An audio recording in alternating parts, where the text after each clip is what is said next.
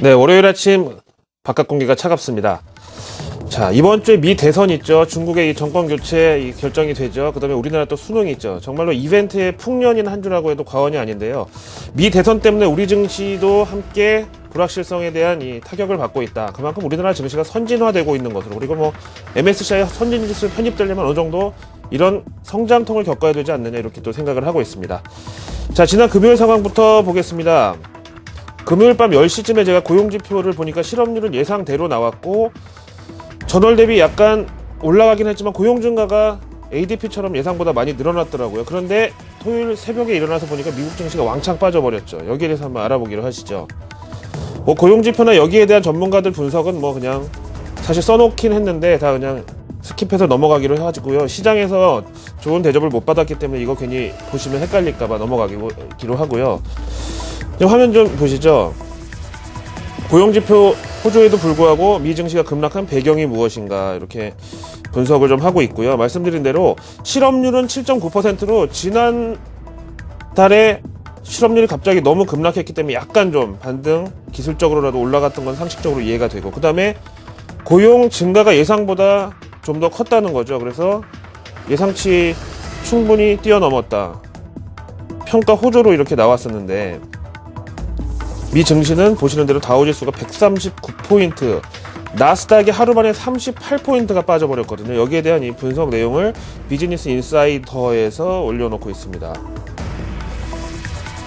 먼저 이번 미 고용보고서는 지표 호조로 평가를 받긴 했지만 이는 연준 양적 완화 의지를 약화시킬 수 있다는 말도 안 되는 핑계가 나왔다. 두 번째, 이번 고용지표 호조로 인해서 오바마 대통령의 당선 확률이 높아졌는데, 월가 규제 폐지를 공약으로 내걸었던 롬니 후보의 당선에 베팅했던 이 매물들이 한꺼번에 청산되면서 미증시가 급락이 나왔고, 이미 월가에서는 지난 금요일을 기점으로 이제 확실히 기울었다, 이번 미 대선 결과는 오바마 승리다, 이쪽으로 포지션이 집중된 듯 하다는 분석인데, 이게 좀 신빙성이 좀 있어 보이죠. 세 번째, 미 대통령 선거를 앞두고 불확실성 대비 차원에서 일단 반등시 현금 확보 전략이 월가를 좌우했다는 설명입니다. 하지만 여기에 대해서 패닉 셀링으로 볼 필요는 없다는 의견이 나와 있는데요. 여기에 대해서 이 도이치뱅크 보고서를 인용하고 있는데, 선거 전 증시의 낙폭이 클수록 선거 후, 그러니까 불확실성 제거 후에 반등 탄력도 더 커질 수 있다는 점에서 나쁘게 볼 필요는 없다.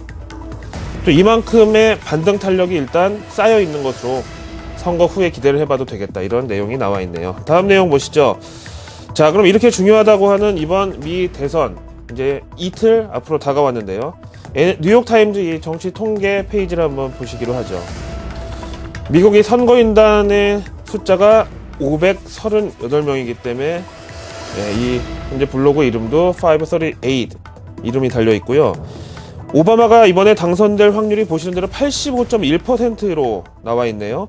그러니까 미 선거인단 538명 가운데 오바마 대통령이 현재 과반이 넘는 306.9표를 얻을 것으로 나와 있고, 반대로 롬니 후보는 231.1명의 지지를 얻을 것으로 예상되고 있는 가운데, 여기다가 대의원들이 아닌 일반 투표에서는 오바마 대통령이 50.6%의 지지를 얻고 있는 것으로 집계되고 있습니다. 좀 격차가 좀 크긴 하지만은요, 어차피 일반 투표에서 이긴다고 해도 대의원 선거, 이 선거 인단 투표에서 만약에 지면은 또 뒤집히기 때문에 이게 더 중요하다고 봐야 되겠죠. 그래서 당선 확률 85.1%는 이 대의원의 과반수 지지 확보를 전제로 한 것이다, 이렇게 보겠습니다. 일단 오바마 대통령이 재선에 성공한다는 것은 우리나라 입장에서는 리스크가 조금이라도 좀 적은 옵션으로 볼 수가 있겠는데요. 자, 이제 유럽으로 가서 유럽 관련 소식을 또 하나 볼 게 있습니다. 참 다시 보기도 좀 싫은 그리스 얘기가 이번에 또 나와 있는데요. 한번 살펴보시죠.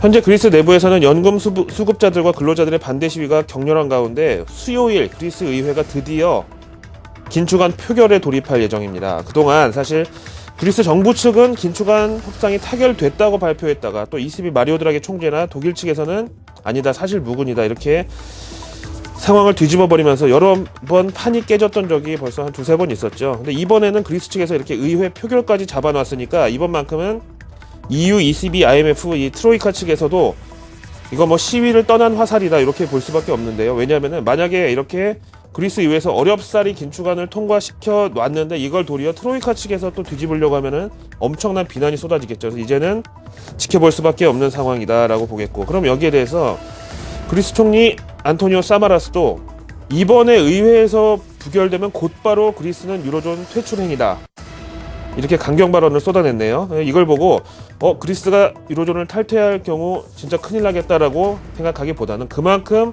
의지가 강력하다고 역발상으로 해석을 하는 게 보다 현실적이겠죠. 아무튼 다시 돌아와서 일정을 보시면은요, 그리스 의회 표결이 오는 수요일 오전, 우리 시간으로는 수요일 밤에 예정돼 있고요. 현지 분석 내용에 따르면은 그리스 의회의 경우 총 300석 가운데 여당 측 연립정당 의석수가 177석에 해당되고, 이 중에서 일부 반대론자를 빼면은 153에서 157표 정도의 득표를 예상할 것으로, 과반수가 넘을 것으로 일단 예상이 되고 있습니다. 앞에서 보신 대로 이벤트의 홍수가 이번 주에 예정되어 있는데요. 자, 이런 상황에서 우리나라 증시 오늘 어떻게 출발할까요? MSCI 한국지수 먼저 보시죠. 일단은 미 대선이고 뭐고 외국인 투자자들이 볼 때는 한국 주식 보유 비중 가운데서 더 이상 뺄 물량은 그다지 많지는 않은 것으로 보고 있고요. 미 증시 낙폭보다는 좀 적은데요. 지난 금요일 요즘 글로벌 증시의 리스크 바로미터로 볼 수 있는 애플이 급락한 것으로 봐서 일단 원칙적으로 위험 자산에 대한 회피 현상은 오늘 감안을 좀 하셔야 되겠고, 또 기술주 쪽에 또 한번 매도세가 나올 가능성을 보겠습니다. 다음 유로 달러 환율도 한번 체크를 해보시죠. 이거는 지금 MSCI 한국 지수는 지난 금요일 상황이고 유로 달러는 지금 현재 상황이거든요. 일단 금요일 미증시 하락을 받아들이고 있고, 오늘 우리 증시도 개파락 출발은 감수를 해야 되겠지만 유로 달러 환율도 이렇게 바닥을 치고 현재 플러스로 반등 중에 있으니까 오늘 우리나라도 시초가가 곧 장중 최저가가 될 가능성이 크다, 이렇게 보고 얼마나 낙폭을 만회하는지에 집중을 해보는 게 좋겠고요. 또 마지막으로 환율도 한번 체크해 보시죠. 나이맥스 뉴욕 현지 거래소의 환율은요, 보시는 대로 1092원 10전 정도, 그러니까 전 거래일보다 약 1원 정도 오른 것으로 표시가 되고 있고요. 이 서울 외환시장과의 좀 약간 갭은 있지만 어쨌든 환율 오늘 하루도 올라갈 것으로, 뭐 안전자산 달러에 대한 선호 현상으로 봐도 되겠고, 뭐 여러 가지 뭐 반등의 성격으로 봐도 되겠고, 이렇게 환율은 조금 안정되는 것으로 일단 판단이 가능하겠습니다. 월요일 아침 글로벌 마켓 나오였습니다.